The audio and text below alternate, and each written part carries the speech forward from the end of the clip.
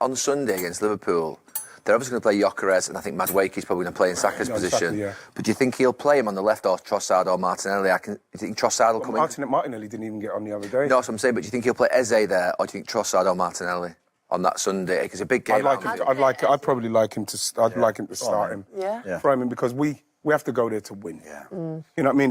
What we're doing this season, especially now, we got the injury with Saka and Ødegaard. Bam, yeah, that happens.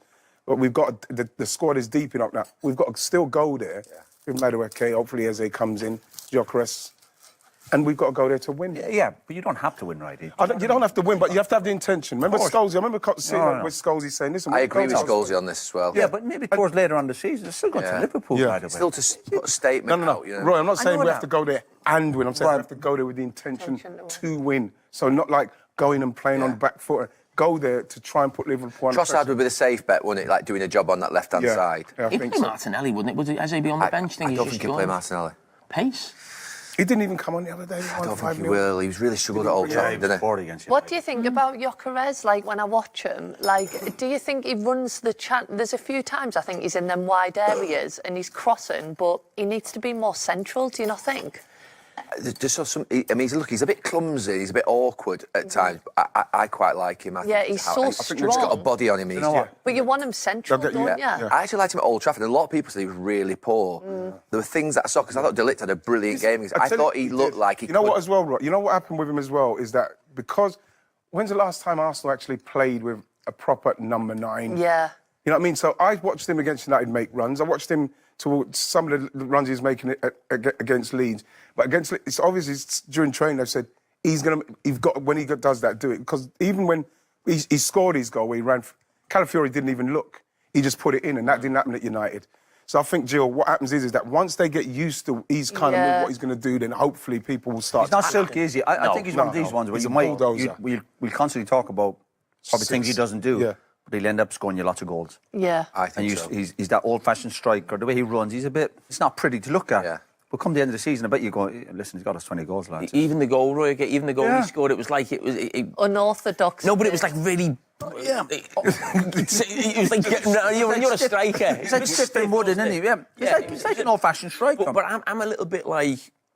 I think at the end of our last season with Arsenal, you say, OK, you need a striker, probably need to score more goals. Does Arteta need to... not change, but sort of alter it a bit in terms of maybe being a bit more on the front foot. But even in the first 2 games what I've watched, I don't think signing Gyökeres wins you the league. I think if Arsenal are going to win the league, it's still the 2 centre-backs and the goalie. I still think Arsenal's thing we're going to be the best team in this league defensively by a long way. Well, this is why, Jamie, as well, when people continually go on about he scores against the lower end teams and the mid-block. If he does that for us this season, then we could do it. Yeah. Because, you know, if that's what we're bringing him, I don't think that's a slight on him. If that's what he does, and we don't lose, like we must have like he took the penalties, well, did you? You know, when any Honestly, cup and goes, as well. That's another goal for a player. Absolutely. Yeah. Absolutely. You know what I love? Obviously, we don't know him. We're getting to know him, aren't we? As a player, but also as a personality. I love the celebration with the hair and that, because people have been saying in the first game. Why does he do? He touches his hair a lot. I know, but what I'm saying is, people said in the first game, didn't he? There was a stat, he touched his hair more than he touched the ball. So he's obviously seen it on social media. You think he's doing it more than? I was like... It's a nervous thing, obviously. But my worry from a Liverpool point of view with Arsenal is that, like, if you think of last season, I think Arsenal's defence was just a bit better than Liverpool's, but Liverpool's attack was a lot better than Arsenal's. And if Arsenal's attack will improve, probably with Gyökeres getting more goals, but also if the injuries aren't as bad, Saka, obviously, the games they missed last season. But I think Liverpool's defence could drop. You know, that matchup where last season Arsenal... But Liverpool's kind of balance it. You always feel like they're going to score 2 or 3. It's only 2 games, but I still think Arsenal will be the best team in the league defensively. I don't think that will change. Yeah. But my worry is Liverpool might drop defensively because they've got almost more attacking options. They might drop. They have dropped. Well, it has, but it's 2 games. I agree with you, Roy. At the minute, you look at Van Dijk and the load. At the moment, I know it's only a few games. He looks... He was immense on Monday. Yeah, that it's like if he's not in and around. No, he was. Right, to be fair. I know he wouldn't header. You're going to say it's his job. But just something. I know, some big headers. Oh, it was some big... Just go back to Eze a second. Especially against Guernsey. When you talk about sort of breaks in life, and you talked about, obviously, sort of at Millwall and QPR, yeah. but if Havertz doesn't get injured in training, he's gone to Tottenham, hasn't he? He's not sliding doors, bro. It's like unbelievable. But that's the bit that I think when you think about a bit of luck or that little bit of something that happens in your life. How close was he? Did you mention how close he was going to Tottenham? Did he? It was done. It was done. So he's literally there. It's only, he's very God-fearing. I know a lot of people would say, "Oh, here we go," but they genuinely believe that it's happened because it's meant to happen. Yeah. You know how this works, right? Yeah. They genuinely believe that that's what it's happened. That's why, like you say, when he walked out the tunnel and he looked, you could feel it. He can't believe it. It's happened, and so. But that's a turn in life that you just think. That video you showed But he walks out there, imagine if he walked out Old Trafford, he'd have a bigger smile, bigger stadium. Would he? That video from Thierry Henry, though, he was just so happy to get it, wasn't he? Well, because Thierry's the one, isn't it? Thierry's the one that they adore, all of them. It's a bit much, all that stuff, don't it? Jokes aside, a player signs for a club, videos of ex-players, like... Really? The greatest player in our history. Welcome him into the club. I think do that privately. They just do that privately. That's the thing I'm finding with United. They've lost that. They have lost it. Lost the something. They have lost it. I can feel it. You know what it is? Yeah. Liverpool's still got. we've still got a disconnection. Yeah, there is a disconnection if you treat ex-players badly. You know what I mean? You don't forget. So there's some more stuff. There's some more stuff happening. It's deeper. See, that's the thing Arsenal don't. You need a face. When we look at Arsenal. For this game, obviously no Bukayo Saka, who's out injured, Odegaard's a dealt. How do you think they line up here? Because the obvious choice for me is maybe Moreno coming into centre midfield. I know Norgard's been out of an injury.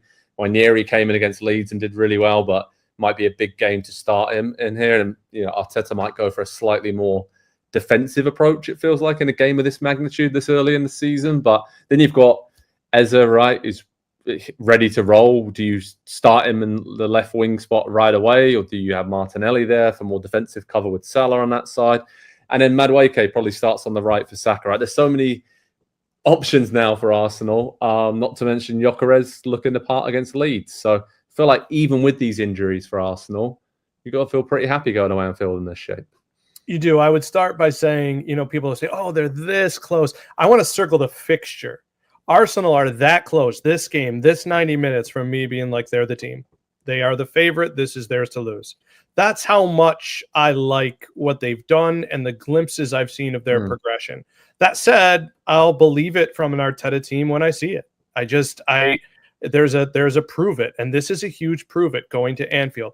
I would put honestly, if Arteta's really feeling it, if he is the guy who's going to assert his dominance, I might put him in there for the Odegaard role. I might say, go ahead and create. You have free reign. Let's drop Rice back a little defensively. He can hang back with Zubamende. We'll count on our fullbacks to pitch in just a little bit. That's what I want to see, is how confident Arteta has struck me as almost cocky in his comments this year. He is feeling it. And if his cockiness, his arrogance, and I mean that in a good way, when we talk about teams that have that good arrogance, the Klopp arrogance, win this game at Anfield.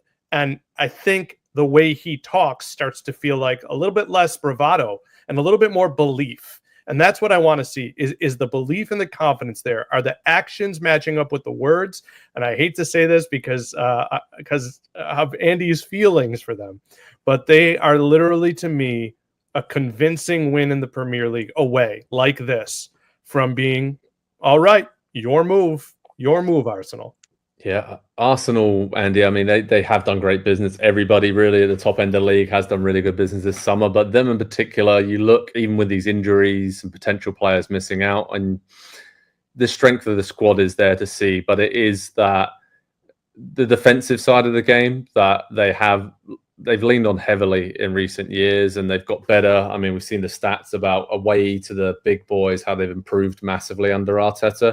But Nick's right. It's like if you're going to win the title this season and to make a statement, you need to go to Liverpool here and go for it. So you probably should start Eze in the number 10 role and have Martinelli, Madueke out wide and Gyökeres, and just go for it, seeing some of the vulnerabilities that Liverpool have. But I don't know, defensively, Calafiore, Lewis Skelly at left back is probably the only kind of change that they could make there in terms of who matches up better, Mark and Salah. But great thing is for them, they've got options. And I think, like Nick said, they have that nice, good arrogance about them that, hey, we've been building now. this feels like our time to go there and prove a point and make a statement this early in the season. Yeah, I will say I do feel like we've been waiting for a couple years now for kind of that, announce that you're really, really here and we can all believe it kind of result or performance against one of the big teams from Arsenal. And maybe that gets clouded a little bit because they've not quite been able to get it over the line in the title race and finish second place, 3 seasons in a row now. They could obviously do with a big result here. I just think it's going to be really hard for them given the injuries that they've got at the moment, and the trying to fit in 1, 2, 3, 4, maybe 5 or 6 new players into the team for a game of this magnitude so early in the season is a really big ask, especially without 2 or 3 of your most important and just kind of ever present players in there. I think the more attacking they go, I think the worse it turns out for them. I think they need to make this kind of an ugly old game and set pieces as they always do, I think is going to be their best route to creating chances. But because I think what we're going to see from Liverpool in this game is kind of a balance between the two approaches.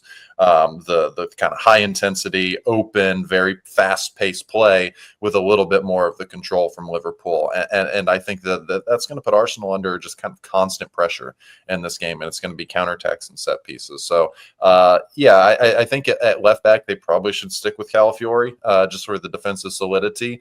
And if you can get another defensive midfielder there in the middle of the field, I think I'd probably even do that over Eze in this one and then see him off the bench.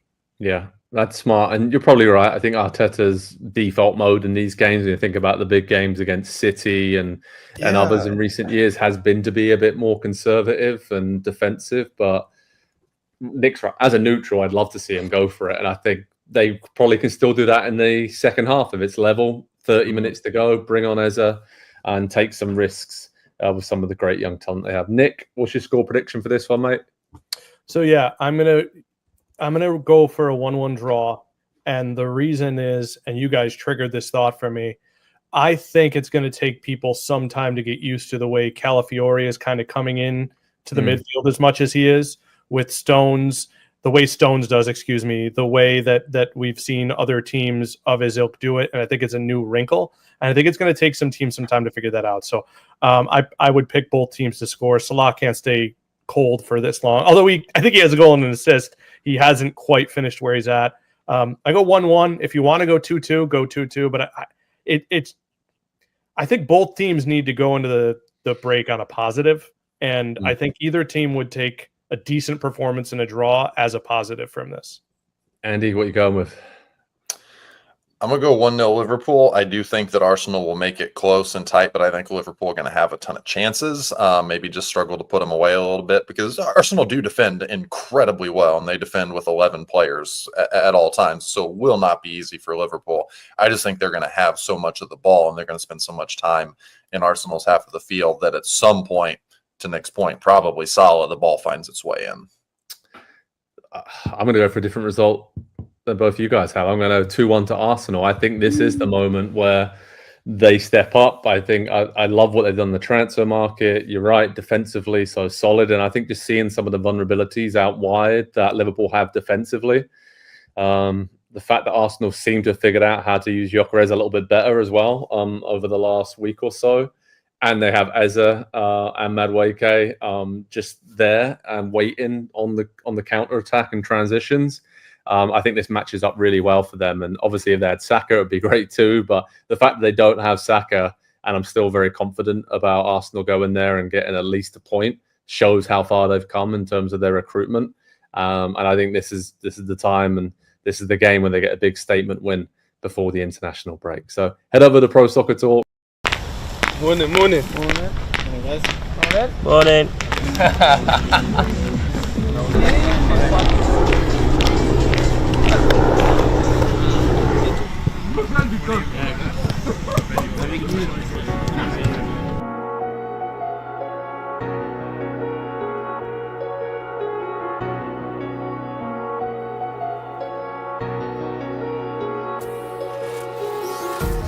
Empty hearts and neon lights, they're playing with my mind.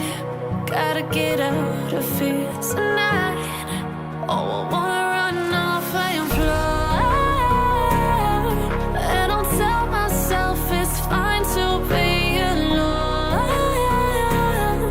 just to find somewhere that finally feels like home. Oh, oh, oh.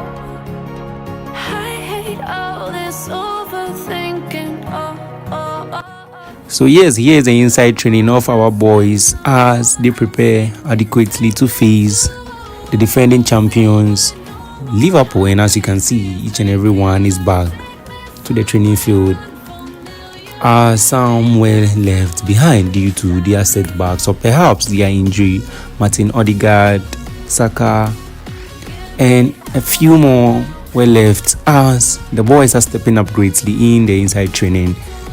Over the weekend, our new man Gyökeres Eze have been spotted, pictured, and also Zubi and almost each and every player, all full of smiles ahead of the weekend.